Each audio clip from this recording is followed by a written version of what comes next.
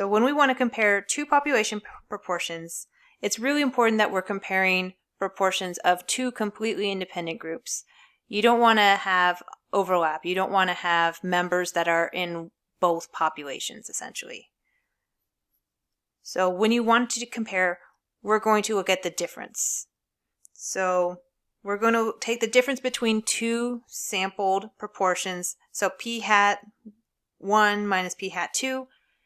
It is okay if you reverse the order. It really comes down to you have to very clearly define what order you're subtracting in, because it's extremely important to know which one is bigger, right? If one is bigger than the other, we want to know which one is. That kind of idea. So population 1, population 2, which one you label population 1 versus label population 2, that's up to you.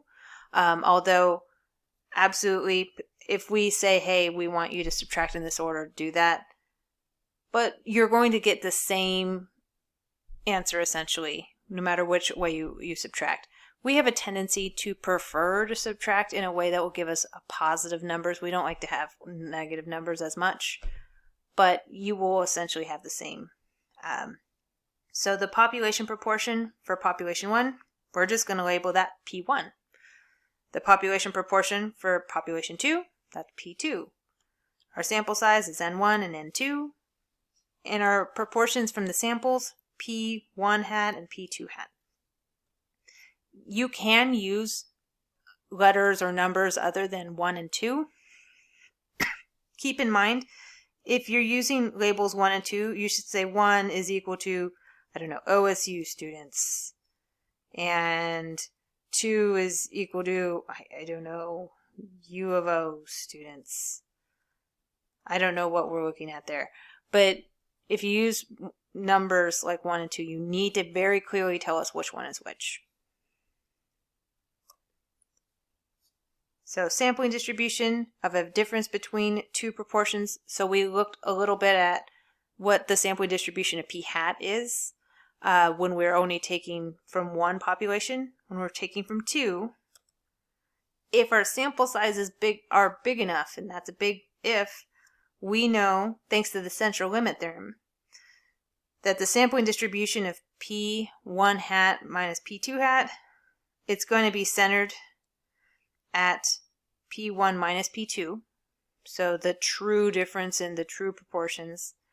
And the standard deviation is going to be a little more complicated, right? So P1 times 1 minus P1 over N1 plus P2 times 1 minus P2 over N2.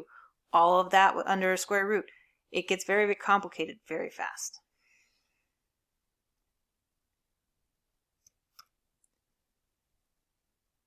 So when comparing the two proportions, we are going to be looking at the difference, right? So when we looked at a difference in two means, we usually said, oh, mu1 minus mu2 is equal to 0. Here, we're going to do something similar. P1 minus P2 is equal to, so delta naught. So this is going to be a value. It's almost always going to be 0. Every once in a while, it's something else, but here it's almost always 0. And then the real interesting part is going to come in the alternative. Hey, is it different? So if there's a difference between those two proportions, then their difference is something besides 0. But if you think, hey, the proportion in population 1 is smaller than the proportion in population 2, then that difference, P1 minus P2, is going to be less than 0. If you think the proportion's bigger in the first population than in the second one, then you're going to be looking at a greater than sign. So it is incredibly important and sensitive. Like, you must keep track of the order you're subtracting in. It is incredibly easy to goof up which side your p-value's in if you don't keep track of this. So our conditions, we want to know that we have a random sample, that we have a representative sample. The samples, there should be two, they should represent the populations they came from. And then here, in both, we want to have the number of successes and the number of failures in both groups. They should be at least 10. So you should have at least 10 successes and at least 10 failures in sample 1, and you should have at least 10 successes and at least 10 failures in sample 2.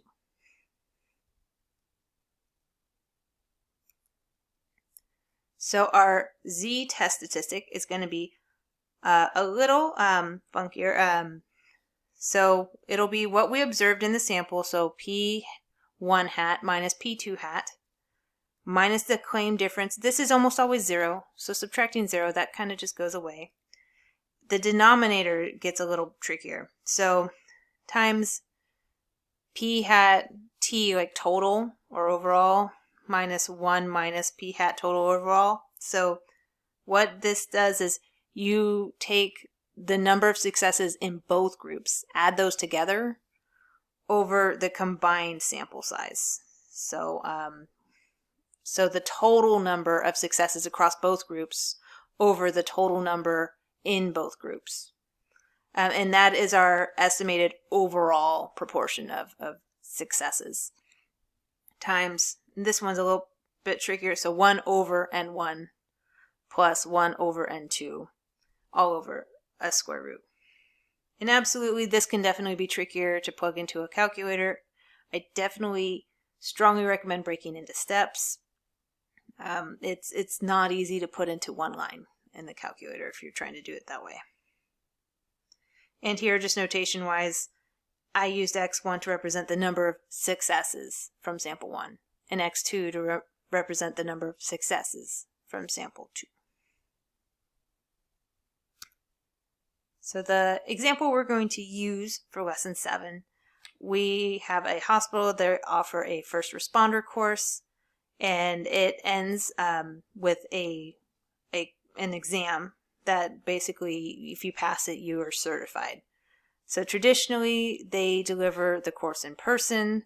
This is all definitely pre-pandemic. So they meet in person 2 times a week for 10 weeks.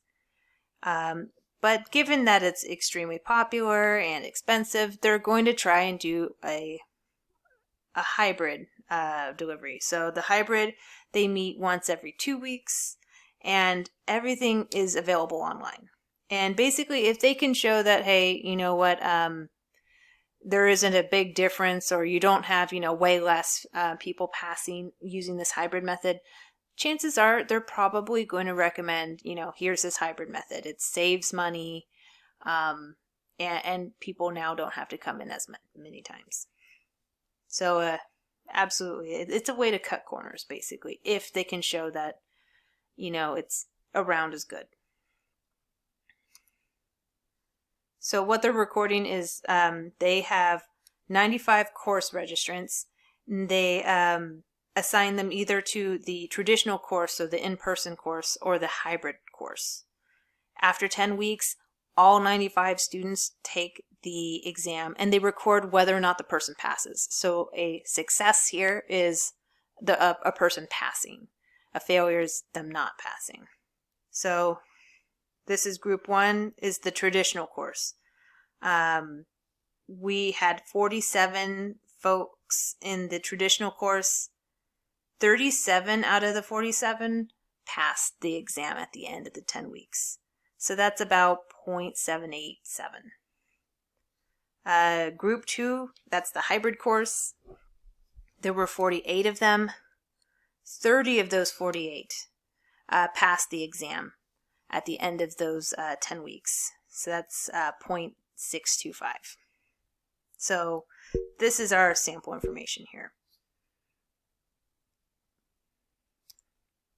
So our question of interest, the hospital wants to know whether there is a difference in the proportion of students that pass the certification exam among the 2 course methods. So is there a difference in the proportion of students that pass between the traditional method and the hybrid method? So stating our hypotheses, we should have 2 proportions in here, right? There's proportion for the traditional method and proportion for the hybrid method that pass.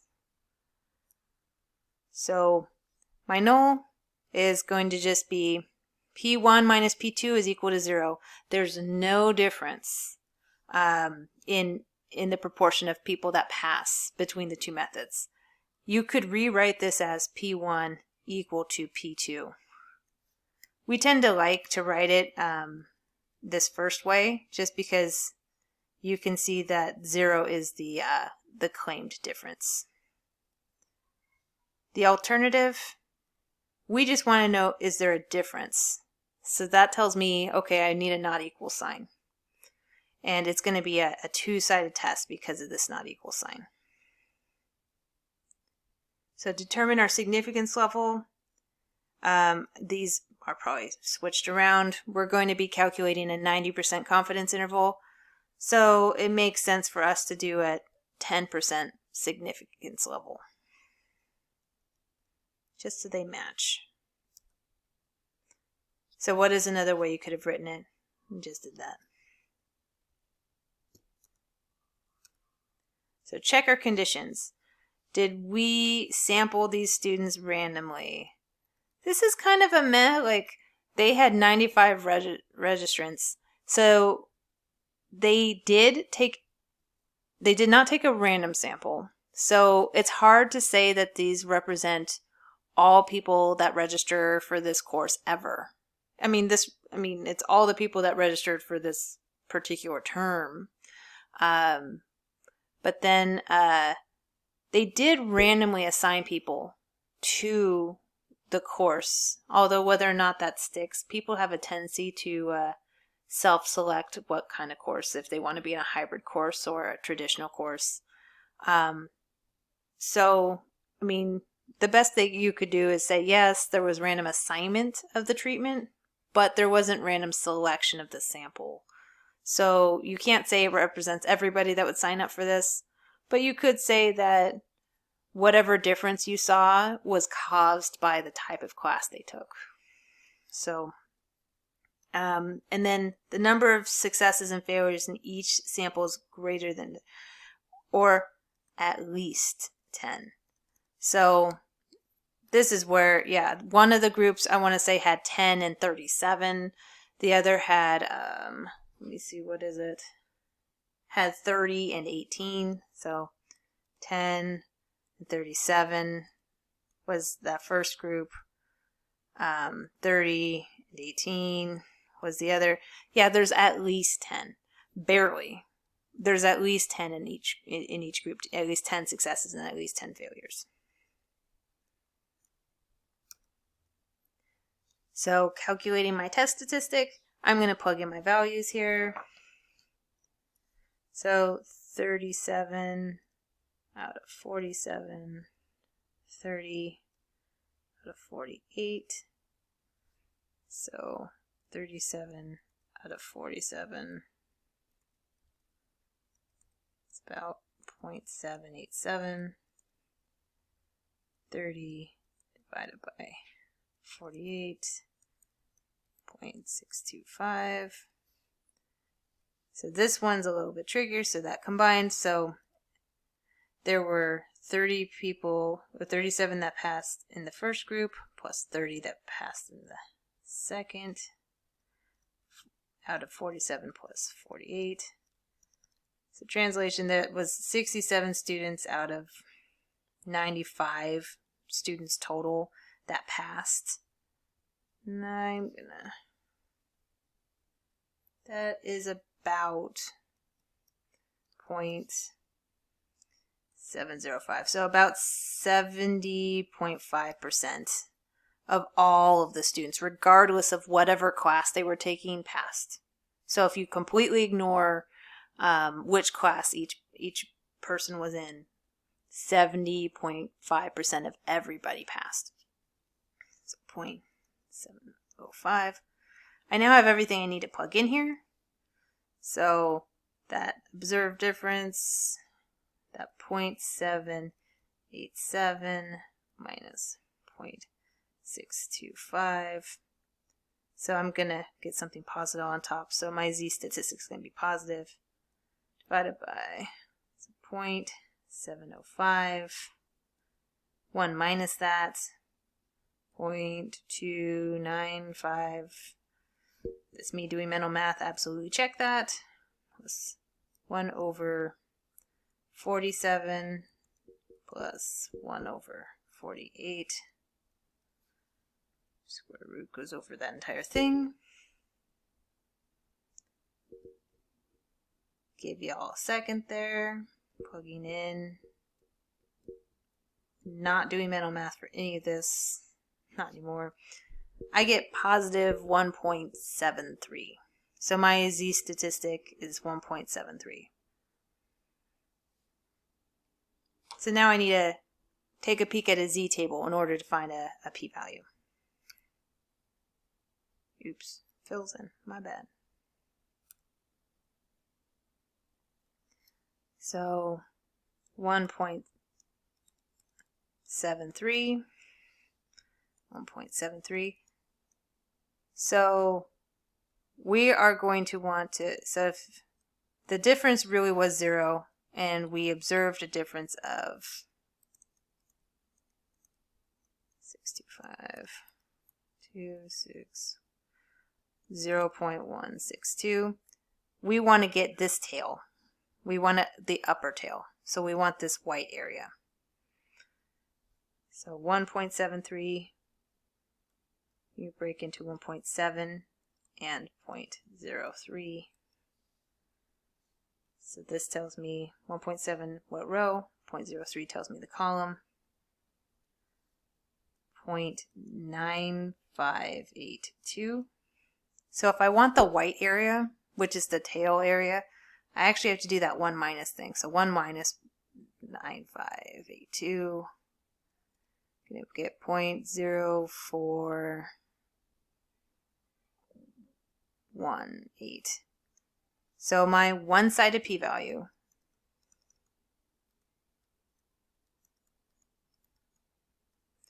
is going to equal 0.0418.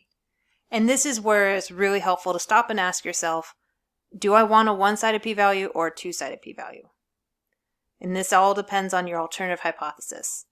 If you want a two-sided p-value, you have to take that 0.0418 and multiply it by 2. So you're going to get like 0.0836.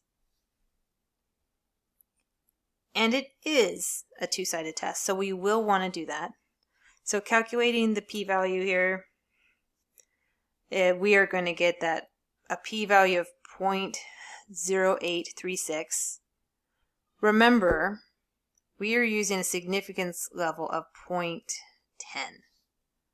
So 0.836 is a little on the big side, but it's smaller than our significance level. So that's the thing. As long as our p-value is smaller than the significance level, we get to reject that null hypothesis. So we're going to reject the null hypothesis. Our p-value is smaller than 0.10.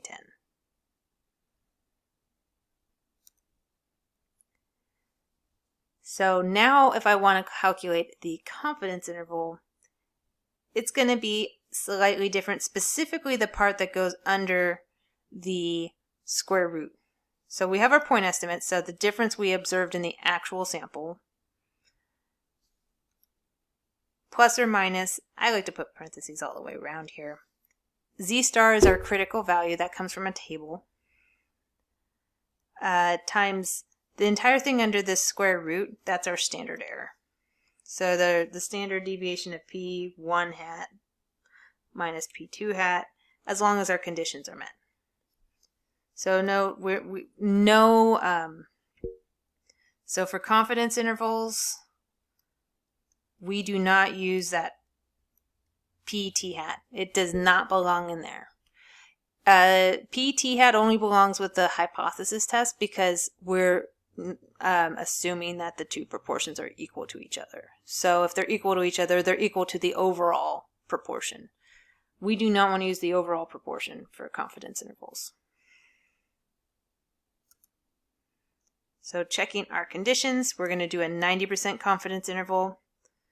So we did have random assignment. So like we said, we could say, hey, the difference we observed, we can say, hey, this was the treatment, this was whether or not they were in a hybrid class. It is iffy about whether or not it pertains to all people that would sign up for the course. And we have at least 10 successes and at least 10 failures. So at least. Greater than is great. They can be equal to 10 as well. So then I have what I need to plug in. So my point estimate, it's that 0.78 minus 0.2625 is 0.162. So that's the difference in sample proportions we observed in the actual samples. Very specifically, we are taking the proportion of students in the traditional course that passed minus the proportion of hybrid students that passed.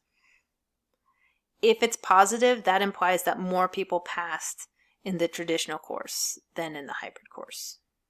If it's negative, it implies more people passed in the hybrid course. So plugging in. So here's what I want to plug into. I'm going to go ahead and, so if we ask for the setup, we are strongly looking for this third line right here. We want to know what values were plugged in and where. So that 0.162 plus or minus this whole bit, it's kind of lengthy. And I end up getting 0.01 to 0.314. So since this is a difference, let me see.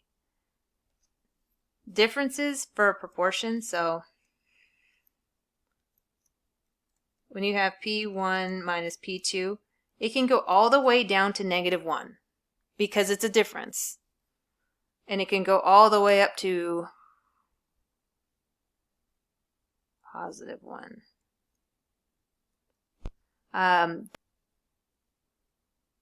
So this is pretty much the range of values. So you can get negative values. If you get negative values, that implies that the proportion in the first group is smaller than the proportion in the second group.